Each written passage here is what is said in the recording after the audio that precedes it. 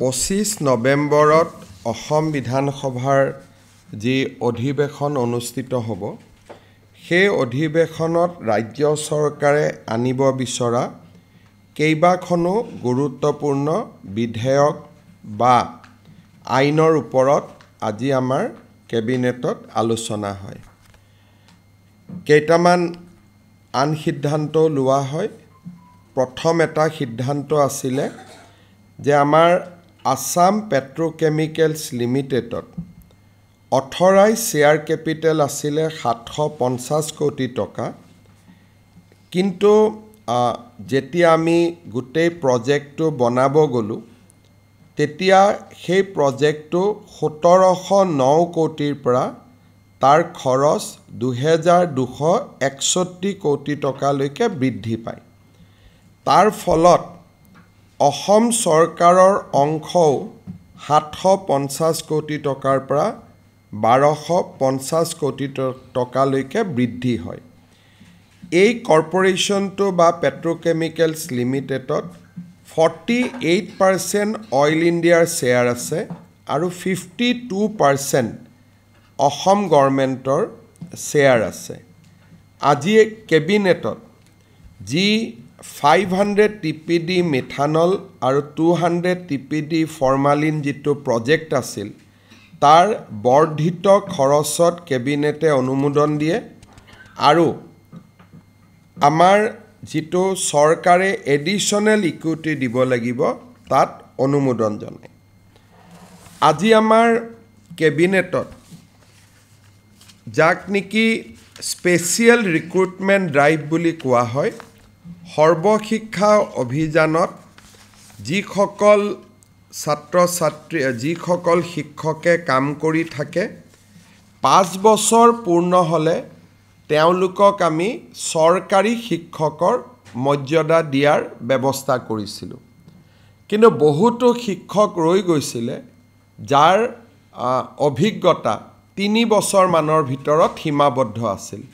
আৰু তাৰ কাৰণে তেওঁলোক নিয়মীয়া হ'ব পৰা নাছিলে। আজি কেবিনেটে স্পেচিয়েল ৰিক্ৰুটমেণ্ট ড্ৰাইভৰ জৰিয়তে সৰ্বশিক্ষা অভিযানৰ শিক্ষক শিক্ষয়িত্ৰীক চৰকাৰী চাকৰিত নিয়মীয়াকৰণৰ যিটো সীমা তাক 5 বছৰৰ পৰা 3 বছৰলৈ হ্ৰাস কৰে। ইয়াৰ ফলত সৰ্বশিক্ষা অভিযানত কাম কৰি থকা প্ৰায় 3000 শিক্ষক শিক্ষয়িত্ৰীয়ে চৰকাৰী শিক্ষকৰ মৰ্যাদা পোৱাত সহায়ক হ'ব। ইয়াৰ পিছত কেইটামান আমি গুৰুত্বপূৰ্ণ সিদ্ধান্ত লৈছিলোঁ, আপোনালোকক মই এটা এটাকৈ জনাব বিচাৰিছোঁ। আমাৰ শিক্ষকৰ বদলিৰ ক্ষেত্ৰত যোৱা কেবিনেটত আমি এটা সিদ্ধান্ত লৈছিলোঁ যে মহিলাৰ কাৰণে ইয়াক আমি 10 বছৰৰ জাগাত 5 বছৰ কৰিম। অৰ্থাৎ আগতে এজন শিক্ষক বা শিক্ষয়িত্ৰীয়ে ট্ৰান্সফাৰ ল'বৰ কাৰণে 10 বছৰ কাল অপেক্ষা কৰিব লাগিছিল। এতিয়া আমি শিক্ষয়িত্ৰীৰ ক্ষেত্ৰত ইয়াক 5 বছৰ কৰিলোঁ, কিন্তু বহুত শিক্ষকেও আমাক আপত্তি কৰিছিলে, সেইকাৰণে আমি শিক্ষকৰ ক্ষেত্ৰত ইয়াক 7 বছৰলৈ হ্ৰাস কৰিলোঁ। অৰ্থাৎ এতিয়া শিক্ষয়িত্ৰীয়ে 5 বছৰ কাম কৰাৰ পিছত ট্ৰান্সফাৰৰ বাবে আবেদন কৰিব পাৰিব। শিক্ষকে 7 বছৰ কাম কৰাৰ পিছত ট্ৰান্সফাৰৰ কাৰণে আবেদন কৰিব পাৰিব। কেবিনেটে আৰু এটা গুৰুত্বপূৰ্ণ সিদ্ধান্ত গ্ৰহণ কৰে। আপোনালোকে জানে যে অসম চৰকাৰৰ এখন জনসংখ্যা নীতি আছে, যাৰ অধীনত দুটাতকৈ যদি কোনো কৰ্মচাৰীৰ সন্তান বেছি হয় বা বৃদ্ধি পায় বা পঞ্চায়ত আদিত যদি দুটাকৈ সন্তান থাকে খেলিব পাৰিব, কিন্তু 3টা সন্তান থাকিলে তেওঁলোকে ইলেকশ্যনো খেলিব নোৱাৰে, চৰকাৰী চাকৰিও পাব নোৱাৰে। আজি কেবিনেটত সিদ্ধান্ত হয় যে জনজাতি, চাহ শ্ৰমিক, মৰাণ আৰু মটকক আমি এই যিটো 2টা সন্তানৰ সীমাবদ্ধতা আছে তাৰ পৰা আমি তেওঁলোকক ৰেহাই দিম, যিহেতু এই মাইক্ৰ' কমিউনিটিসমূহ আমি যদি ষ্ট্ৰিক হৈ থাকোঁ এসময়ত তেওঁলোকৰ জনসংখ্যা কমি নোহোৱা হৈ পৰাৰ সম্ভাৱনা আছে আজি গোটেই অসমত মৰাণ লোক মাত্ৰ 1 লাখ আছে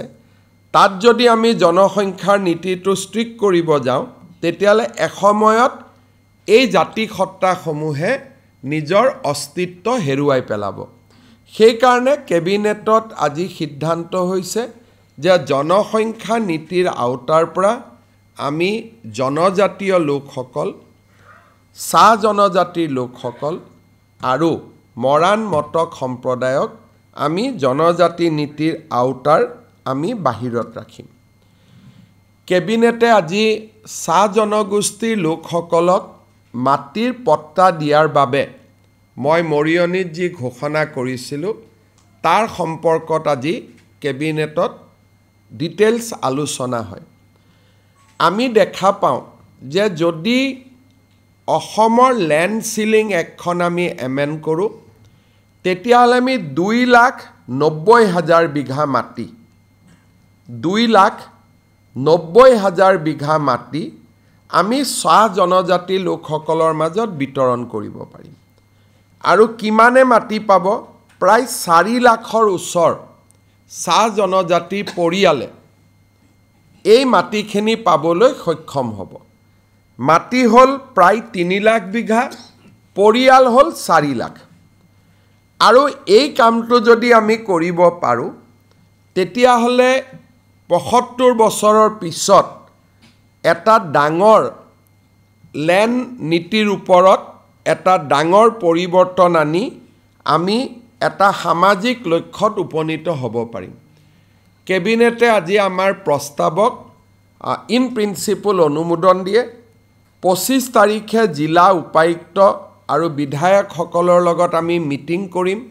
যে এটা পৰিয়ালক আমি কিমানলৈকে মাটি দিম তাৰ সীমাবদ্ধতা কি থাকিব আৰু সমান্তৰালভাৱে অহা 2-3 তাৰিখে আমি চাহ জনগোষ্ঠীৰ সংগঠনসমূহক নিমন্ত্ৰণ কৰিম যাতে তেওঁলোকৰ লগত আলাপ আলোচনা কৰি আমি এই আইনখন 25 নৱেম্বৰত বিধানসভালৈ লৈ যাব পাৰোঁ তাৰমানে আপোনালোকে ইয়াৰ সোশিয়েল ভ্যালুটো উপলব্ধি কৰিব পাৰিব গোটেই অসমত চাহ বাগিচাৰ লাইনত মাটি আছে প্ৰায় 2,90,000 বিঘা পৰিয়াল আছে প্ৰায় 4 লাখ যদি এই কামটো কৰিব পৰা যায় য'ত নেকি আজি কেবিনেটে অনুমোদন দিছে যদি আমি কৰিব পাৰোঁ এটা ডাঙৰ সামাজিক লক্ষ্যত আমি উপনীত হ'ব পাৰিম আজি আমাৰ কেবিনেটত আৰু এটা গুৰুত্বপূৰ্ণ সিদ্ধান্ত গ্ৰহণ কৰা হয় 1983 চনত নেলিত এটা নৰসংহাৰ এটা সংগঠিত হৈছিল আৰু তেতিয়া তিৱাৰী কমিশন বুলি ৰাজ্য চৰকাৰে এটা কমিশন গঠন কৰি দিছিলে কিন্তু আজিলৈকে কমিশনৰ ৰিপৰ্ট বিধানসভাত দিয়া হোৱা নাছিলে অহা 25 নৱেম্বৰৰ বিধানসভাত তিৱাৰী কমিশনৰ ৰিপৰ্ট 1983 চনৰ নেলি নৰসংহাৰৰ প্ৰেক্ষাপটত গঠন কৰা তিৱাৰী কমিশনৰ ৰিপৰ্ট আমি আনুষ্ঠানিকভাৱে অসম বিধানসভাৰ মজিয়াত ৰাখিবলৈ আমি আজি সিদ্ধান্ত গ্ৰহণ কৰিছোঁ এনেধৰণে আজি আমাৰ কেবিনেটত এই গুৰুত্বপূৰ্ণ সিদ্ধান্ত কেইটি হয় আৰু তাৰ উপৰিও কেবিনেটত আজি জুবিন গাৰ্গৰ সমাধিক লৈও বা জুবিন ক্ষেত্ৰক লৈও এটা অনানুষ্ঠানিক আলোচনা হৈছিলে আমি ডিসি কামৰূপ মহানগৰ আৰু সোণাপুৰৰ স্থানীয় ৰাইজৰ মাজত আলোচনা কৰি এই গোটেই সমাধি ক্ষেত্ৰখনক এটা ব্যৱস্থিত ৰূপলৈ আনিবলৈ আজি আমি ডিসি কামৰূপ মহানগৰক পৰামৰ্শ দিছোঁ কোনো কাৰণতে এই জুবিন ক্ষেত্ৰত মদ খোৱা মানুহ বা মদ সেৱন কৰাৰ কোনো ব্যৱস্থা যাতে হ'ব নোৱাৰে তাৰ বাবে আমি কঠোৰ পদক্ষেপ ল'বলৈ আজি আমি কামৰূপ জিলা মহানগৰৰ উপায়ুক্তক আমি পৰামৰ্শ দিছোঁ কিন্তু তাৰ নীতি নিয়ম কি হ'ব এই ক্ষেত্ৰত সোণাপুৰৰ স্থানীয় ৰাইজ কামৰূপ জিলাৰ উপায়ুক্ত বা আয়ুক্ত তেখেতসকলে আলোচনা কৰি ইয়াৰ ডিটেইল সিদ্ধান্ত ল'ব আমি মাত্ৰ অন প্ৰিন্সিপল কৈছোঁ যে জুবিন গাৰ্গক যাতে যিকোনো কাৰণতে মদৰ লগত তেখেতৰ যাতে ইমেজ 100 বছৰ পিছত নতুন প্ৰজন্মৰ মাজত এজন গায়ক হিচাপে আমি ৰাখিব পাৰোঁ সংগীতজ্ঞ হিচাপে ৰাখিব পাৰোঁ সাংস্কৃতিক সম্পদ হিচাপে ৰাখিব পাৰোঁ জাতিৰ সম্পদ হিচাপে ৰাখিব পাৰোঁ 100 বছৰ পিছত যাতে কোনো এজন ডেকা লৰাই নতুন প্ৰজন্মই ক'ব নোৱাৰে যে মদৰ লগত জুবিন গাৰ্গৰ সম্পৰ্ক কি আছিল কাৰণ ই সঁচাও নহয় তেওঁ 24 ঘণ্টা মদ খাই কেতিয়াও থকা নাছিল এইটো এটা ভুল ধাৰণা এটা এছাম লোকে গৈ সোণাপুৰত সৃষ্টি কৰিব খুজিছে তাৰ বিৰুদ্ধে চৰকাৰে কঠোৰ পদক্ষেপ ল'বলৈ সিদ্ধান্ত গ্ৰহণ কৰিছে কাৰণ আমি জুবিনক শিল্পী হিচাপে জীয়াই ৰাখিব খোজো সাংস্কৃতিক সম্পদ হিচাপে জীয়াই ৰাখিব খোজো জ্যোতি বিষ্ণু ভূপেন হাজৰিকাক অসমৰ ৰাইজে যেনেকৈ জীয়াই ৰাখিছে তেনেকৈ আমি জুবিন গাৰ্গক জীয়াই ৰাখিব খোজো যাতে জ্যোতিপ্ৰসাদক যেনেকৈ আজিও মানুহে মনত ৰাখে বিষ্ণুপ্ৰসাদ ৰাভাক যেনেকৈ মনত ৰাখে বিষ্ণুপ্ৰসাদ ৰাভাই কেতিয়াবা মদ খাইছিল নাই খোৱা তাক মানুহে আলোচনা নকৰে ভূপেন হাজৰিকাই মদ খাইছিল নাই খোৱা তাক কেতিয়াও মানুহে আলোচনা নকৰে তেওঁলোকৰ পৰিচয় হৈছে অসমৰ সাংস্কৃতিক জীৱনলৈ দি যোৱা বিশাল অৱদান আমি জুবিন গাৰ্গকো তেনেকুৱা এজন নমস্য ব্যক্তিৰ শাৰীলৈ লৈ যোৱাটো প্ৰতিজন অসমীয়াৰ দায়িত্ব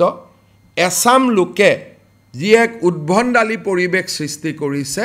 তাৰ বিৰুদ্ধে চৰকাৰে ডিচি কামৰূপ আৰু গুৱাহাটীৰ পুলিচ আয়ুক্তক কঠোৰ হ'বলৈ নিৰ্দেশ দিছে কেবিনেটত মোটামুটি আজি লোৱা সিদ্ধান্ত এইকেইটা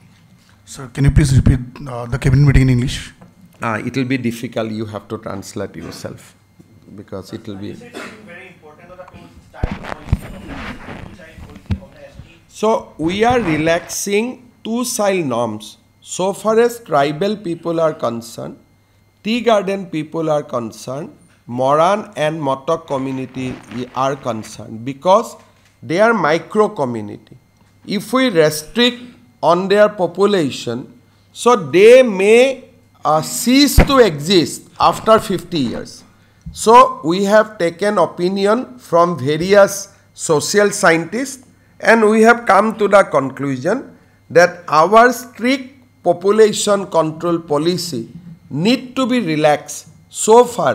as these 4 communities are concerned. Sir, ছয় জনগোষ্ঠীৰ যিটো জনজাতিকৰণৰ যিটো বিষয় সেই বিষয়টো সেইদিনাখন আপোনাৰ ট্ৰাইবেল সংঘই কৈছিল যে আহোম যিটো জাতি সেই জাতিটো সোমাব নালাগে চাওক আমি ইয়াৰ ওপৰত কমেণ্ট নিদিওঁ মন্ত্ৰীসভাৰ কমিটিয়ে প্ৰতিবেদন দিব আৰু প্ৰতিবেদনত আপোনালোকে চৰকাৰৰ ভিউজ বুজি পাব চৰকাৰৰ লক্ষ্য এটাই যে এই সমস্যাটোৰ ইতিবাচক আৰু শান্তিপূৰ্ণ সমাধান হ'ব লাগে গতিকে চৰকাৰে গোটেই পজিটিভলি সকলোৰে ভিউজবিলাক ইনকৰ্পৰেট কৰি এখন প্ৰতিবেদন দিব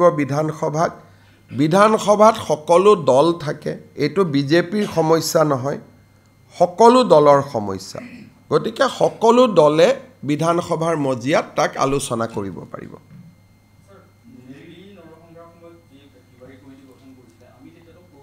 হয় তাত দুটা কথা আছে এই ৰিপৰ্টটোৰ যিকেইটা কপি অসম চৰকাৰৰ লগত উপলব্ধ আছিলে তাত তিৱাৰী চহীটো নাছিলে সেইকাৰণে ৰিপৰ্টটো সঁচা নে মিছা তাক সকলো চৰকাৰে বেক ষ্টেজত আছিলে যে আমি ৰিপৰ্টটো দি দিম কিজানি মানুহে কয় নহয় আমি এই ৰিপৰ্টটো লিখা সেই সময়ৰ যিসকল ক্লাৰ্ক আছিলে তাৰ সচিব আছিলে আমি অফিচাৰ পঠিয়াই বিভিন্নজনৰ লগত ইণ্টাৰভিউ ল'লোঁ পিছত আমি ফৰেনচিক টেষ্ট কৰিলোঁ কৰি আমি গম পালোঁ যে ৰিপৰ্টটো আচলতে সঁচা ৰিপৰ্ট সেইকাৰণে চৰকাৰসমূহে এই ক্ষেত্ৰত এটা সাহসী পদক্ষেপ ল'বলৈ ভয় কৰি আছিলে আমি দেখিছোঁ যে নহয় কোনোবা চৰকাৰে এখন সদনত ৰখাটো উচিত গতিকে তাত যি নহওক কিয় আমি এটা সিদ্ধান্ত লৈছোঁ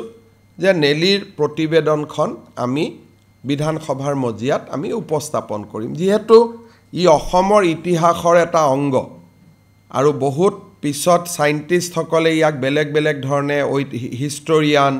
সোশ্যাল সাইন্টিষ্ট তেওঁলোকে বেলেগ বেলেগ ধৰণে ইয়াক উপস্থাপন কৰিছে এটলিষ্ট ৰিপৰ্টটো সন্মুখত থাকিলে মানুহে প্ৰকৃত তথ্যটো পাব পাৰিব সেই সময়ত কি হৈছিল আৰু 83 চনৰ ৰিপৰ্ট এটা 85 চনত চৰকাৰক দিছিলে সেই সময়ৰ পৰিৱেশটো সম্পৰ্কে আমি উঠি অহা প্ৰজন্মকো আমি জনাব পাৰিম হয় স্যাৰ 10 নৱেম্বৰ যেহেতু আপোনাৰ গুৱাহাটীত লগতে সমগ্ৰ অসমত এক গণসমাবেশ হ'ব বুলি কৈছে ট্ৰাইবেল সংঘৰ ফালৰ পৰা যে আপোনাৰ আপুনি এই ইস্যুটোত কিয় লাগি আছে যেতিয়া মই নিজেই কৈছো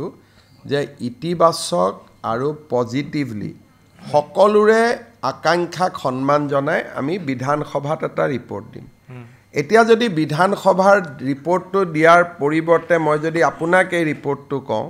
কালি মোৰ ওপৰত যদি কোনোবাই প্ৰিভিলেজ মোচন আনে মই কি উত্তৰ দিম হয় গতিকে আমাৰ এটা লাইনৰ উত্তৰ যে 25 নৱেম্বৰত ৰণোজ পেগু তাৰ অধ্যক্ষ সকলো জাতি জনগোষ্ঠীৰ আশা আকাংক্ষাক সন্মান জনায় হয় 6 জনগোষ্ঠী হওক জনজাতীয় লোকসকল আমি এখন প্ৰতিবেদন দাখিল কৰিম আৰু প্ৰতিবেদনখন পঢ়িলেই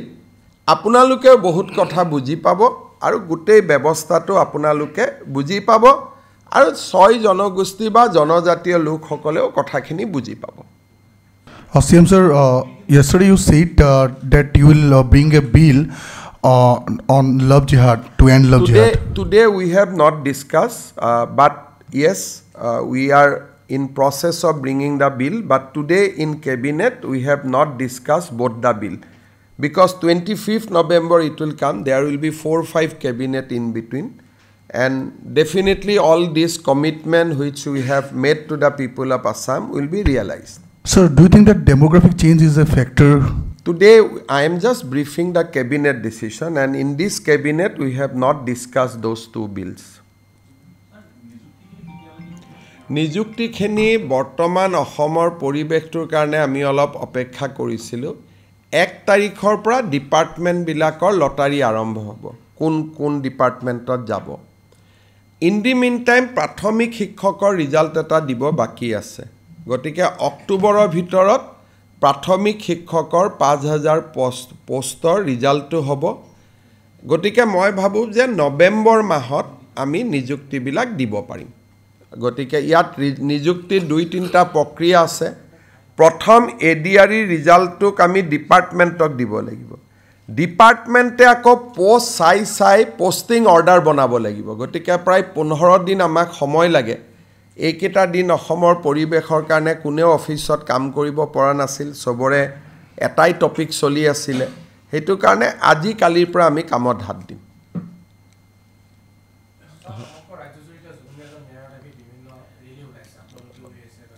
ন্যায়টো দিবই লাগিব ভাল কথা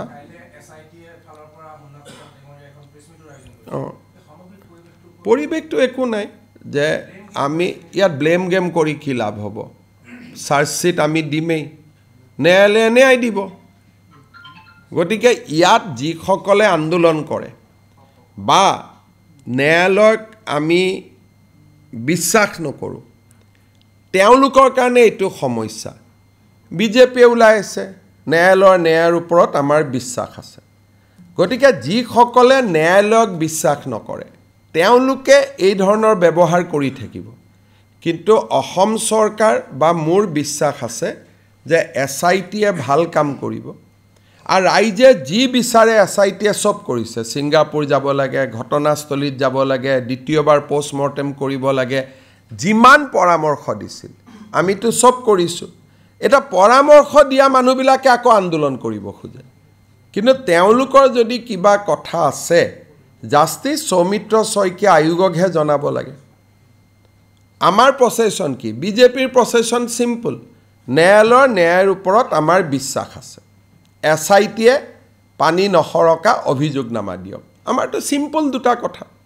আৰু ন্যায়টো তেনেকেই পায় বেলেগ ধৰণেতো ন্যায় নাপায় গতিকে যিসকলে কৈ আছে ন্যায় লাগে মুখ্যমন্ত্ৰীয়েও কৈ আছে ন্যায় লাগে, মইতো জুবিন অনুৰাগী, গতিকে আমি সকলোৱে কৈ আছোঁ ন্যায় লাগে,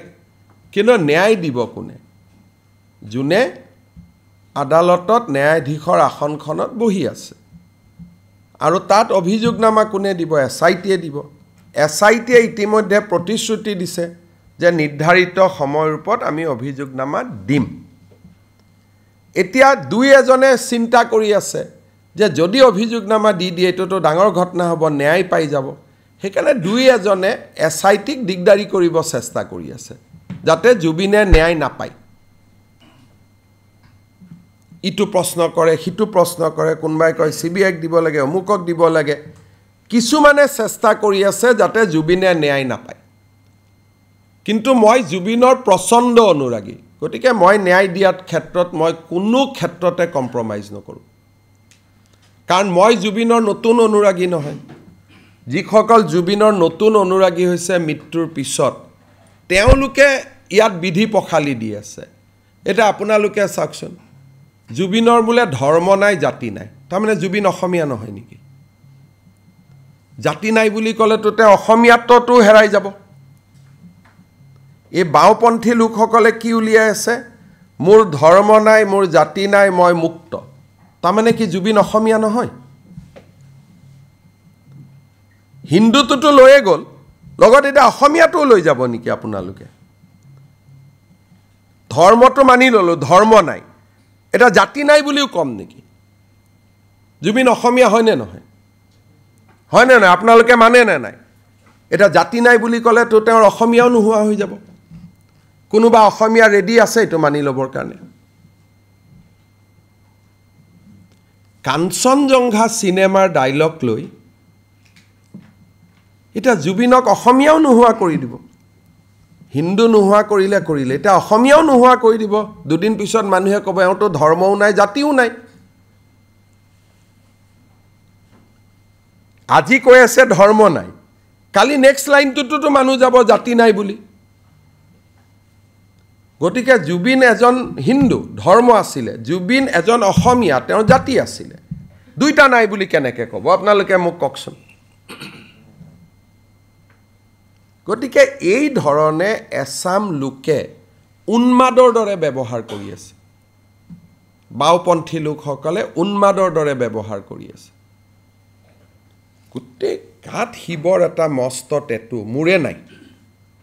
মোতকৈতো জুবিন বেছি ডাঙৰ শিৱ ভক্ত, মোৰতো গাত একোৱেই নাই।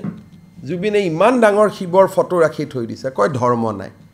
জুবিনে অসমীয়া অসমীয়া বুলি চিঞৰি থাকিলে কয় জাতি নাই। কেনেকৈ হ'ব মোক কওকচোন? সেইকাৰণে 30 দিন মই মতা নাছিলোঁ, এতিয়া প্ৰত্যেকটো কথাৰ আমি জবাব দিম। আৰু মানুহেও গম পালে, ফিল্ডত বিজেপিৰ মানুহ, নলবাৰী মঙলদৈ প্ৰমাণ কৰি দিলে যে জুবিনৰ অনুৰাগী বুলি ক'লে হাজাৰ হাজাৰ অকল বিজেপিয়ে আছে, ওলাব পাৰে বিজেপিয়ে, বাকী নাই বুলি মই কোৱা নাই। কিন্তু আমি যে বিজেপি ক'তো ৰখাই দিব আমাক নোৱাৰে, এইটোতো আমি ৰাজপথত প্ৰমাণ কৰি দিলোঁ যে বাওঁপন্থীৰ ওচৰত আমি নতি স্বীকাৰ নকৰোঁ। আৰু এইবিলাক ভাল মানুহে কৰি থকা নাই, চব বাওঁপন্থীবিলাকে। স্যাৰ কোন কোন আপুনি যিখিনি বাওঁপন্থী মানে নামবিলাক ক'লে ভাল হয়? মইতো স্পষ্টই মই কৈ থাকোঁ। এজনে এতিয়া আপোনালোকক স্পষ্ট ক'লে এতিয়া দুখ পাব, দেৱালীত বম ফুটোতে কষ্ট পালে, কালি প্ৰেছ ক্লাবত চবেই ধৰি বম ফুটাই দিলে। এতিয়া আপোনালোকক ডাইৰেক্ট ক'লে আপোনালোকে বেয়া পাই যে দাদা CMে মাতি আনি আমাকে বেয়াকৈ কয়, হয় নহয়? দেৱালীত বম ফুটাওঁতে এজন এডিটৰে TV ষ্টুডিঅ'ত বহি ইমান তালাফাল কৰিলে, তাৰ খঙতেই পিছদিনা চবেই বুজাই দিলে ই অসমৰ অভিভাৱক কেনেকৈ। কালি সেইখন পেপাৰৰে যেতিয়া মানুহ ইলেকশ্যনত জিকিলে, তেওঁৱে বজাই দিলে বম। তাৰমানে আপোনালোকে নিজে চিন্তা কৰক যে জুবিনক লৈ কেনেকুৱা ধৰণৰ এটা সস্তীয়া পৰিৱেশ এটা অসমত নিৰ্মাণ কৰা হৈছে। প্ৰথম দিনাখন হুলস্থুল, কিয় বম ফুটালে? ভাল কথা, ফুটাব নালাগে। মইতো কৈছিলোঁ অকল বৰপেটা, মইতো বাকী একো কোৱাও নাছিলোঁ। ফুটালে, কালি গৈ প্ৰেছ ক্লাবৰ ইলেকশ্যনত তেওঁলোকৰ মানুহ জিকিলে বোলে, দিলে বম ফুট। এতিয়া সেইটো কথা ক'লে ক'ব যে মুখ্যমন্ত্ৰীটো সাংবাদিক বিৰোধী, হয় নহয় এতিয়া মইতো মোৰো দুখ এটা মুখেদি ওলাই যায় সঁচা কথাবিলাক কি ক'ম মই আৰু খবৰবিলাকো মোৰ তাতে আহি যায় বম ফুটোতেই মোলৈকে খবৰ পঠাই দিছে ফটোৰ সৈতে যে প্ৰেছ ক্লাবত বম ফুটি আছে তাৰমানে অসমৰ মানুহক মানসিক চবে খালি হিন্দুৰ উৎসৱকেইটাকে টাৰ্গেট কৰে আপোনালোকে চাব এইবোৰ মানুহে এদিনো বেলেগ উৎসৱৰ কথা নক'ব অকল আমাৰ উৎসৱকেইটাৰ পিছতে লাগে সেইটোৱে মোৰ দুখ লাগে আমাৰ মানুহে কিমান সন্মান দিছে দুৰ্গা পূজাৰ প্ৰত্যেকটো পূজা মণ্ডপত জুবিন গাৰ্গৰ ফটো কালী পূজা প্ৰত্যেকটো পূজা মণ্ডপৰ সন্মুখত জুবিন গাৰ্গৰ ফটো আমিয়ে জুবিনক সন্মান কৰি আছোঁ আকৌ আমাকে দবাই থাকে এইটো কেনেকৈ হ'ব পাৰে বোলে ধৰ্ম নাই জাতি নাই হাৰি এই অসমীয়াও নাই তাৰমানে এই অসমীয়াও নহয় হিন্দুও নহয় হ'ব পাৰে নেকি কওকচোন এখন চিনেমাৰ সেইটো কাঞ্চনজংঘাৰ বিষয়ে কৈছে কাঞ্চনজংঘাৰ ধৰ্ম নাই এইটো এটা শৃংগ হয় কাঞ্চনজংঘা জাতি নাই তেওঁ মুক্ত আকাশত আছে গতিকে মই মুক্ত কাঞ্চনজংঘাটোক গৈ পেলাই জুবিন গাৰ্গ বনাই দিলে সেইটো কাঞ্চনজংঘাৰহে কথা কৈছে গতিকে এই কথাবিলাক আমি ইমান দিন কোৱা নাছিলোঁ এতিয়া লাহে লাহে ক'ব লাগিব নহ'লে সমাজখন বেলেগ লাইনত গুচি যাব নহয় দুখ লাগে নহয় জুবিনৰ সমাধিত গৈ এনেকৈ সাফৰত মদ ঢালি দিছে চাধা দিছে এই ফুল দিব লাগে গৈ পেলাই তাৰমানে 50 বছৰ পিছতো তাত যদি পৰম্পৰা হৈ যায় এইটো যে সমাধিত এইটো সমাধিত আহিলে চাধাই দিব লাগে এইটো সমাধিত আহিলে মদেই দিব লাগে তেতিয়া মানুহেতো বিষ্ণুপ্ৰসাদ জ্যোতিপ্ৰসাদ ভূপেন হাজৰিকাৰ লগত কম্পেৰিজন কৰিব নহয় যে সেইটো সমাধিত চাধা দিব নালাগে ইয়াত চাধা দিব লাগে তাতে মদ দিব নালাগে ইয়াতে মদ দিব লাগে কিন্তু আমাৰ ভিতৰত ক'ব পাৰোঁ অলপ চলপ মদটো কেতিয়াবা ভূপেন দাইও খাইছিলে কিন্তু সেইটোতো তেওঁৰ পৰিচয় নহয় পৰিচয় হৈছে তেওঁৰ সংগীত পৰিচয় হৈছে তেওঁৰ শিল্প পৰিচয় হৈছে তেওঁৰ বহল মনটো আমি তাকহে চেলিব্ৰেট কৰিব লাগে বাচ্চাক মাকে লৈ গৈছে কি শিকাব লাগে যে এইটো আমাৰ জুবিন দা ইয়াতে ফুল দিব লাগে মা প্ৰদক্ষিণ কৰি সেৱা কৰিব লাগে তাকে নকৰি আমি কি শিকাই আছোঁ গতিকে এই যিটো এটা উদ্ভণ্ডালি হৈ আছে তাৰ পৰাটো পৰিৱেশটো আমি বচাব লাগিব নহ'লে কালি টুৰিষ্ট এজন আহিলে চবেইতো এতিয়াতো অসমত যোনে আহে চবেইতো জুবিনৰ সমাধিত যাব খুজিব আৰু জুবিনৰ সমাধিত আমি সেইটো দেখুৱাম নেকি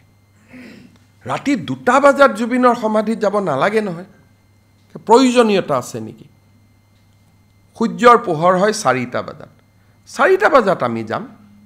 ৰাতি 2টা বজাত 1টা বজাত 12:30 বজাত এইটো কি সংস্কৃতি এইটোতো নহ'ব নহয় এটলিষ্ট মই মুখ্যমন্ত্ৰী থাকালৈকে সেইটো নহ'ব